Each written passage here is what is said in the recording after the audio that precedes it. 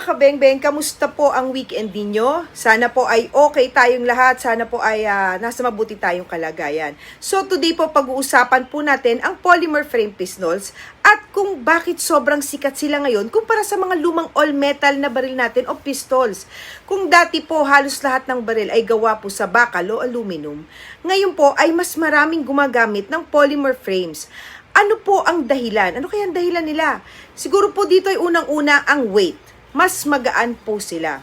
Dahil hindi po bakal ang frame, mas madali silang dalhin at hindi po agad nakakangalay o nakakapagod sa mga gumagamit po nito o nagdadala nito. Pangalawa po, mas mura po ang production cost. Kaya mas abot kaya ang presyo. Pero take note po hindi po ibig sabihin nito na mahina po sila. Sa katunayan po, maraming polymer pistols ang matibay at kayang tumagal ng matagal na gamit. Pangatlo po ay resistant po sila sa rust o kalawang. Dahil hindi po puro metal, hindi po sila madaling dapuan ng rust kahit sa mainit o malamig na klima.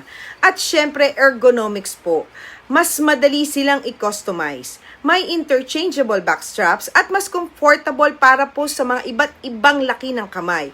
Kaya naman po ang brands tulad ng Glock, Smith & Wesson, M&P, meron na din ng Springfield Armory, Sarcel Mas, at iba pa ay naging paborito ng mga pulis, militar at civilian users. Sa sport shooting nga ginagamit din ito. Kaya kung nagtataka po kayo kung bakit parang lahat ng tao ay naka-polymer frame pistols po ngayon, ito na po ang dahilan. Magaan, matibay at mas praktikal.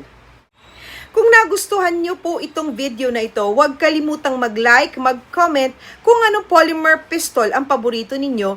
At sa mga hindi pa po naka-like at follow sa aking page, please do like and follow Kabengbeng Abby Facebook page at subscribe na rin po kayo para sa iba pang gun-related content. So paano mga Kabengbeng? Hanggang sa susunod nating mga videos. Thank you po. Ingat po kayo palagi. God bless.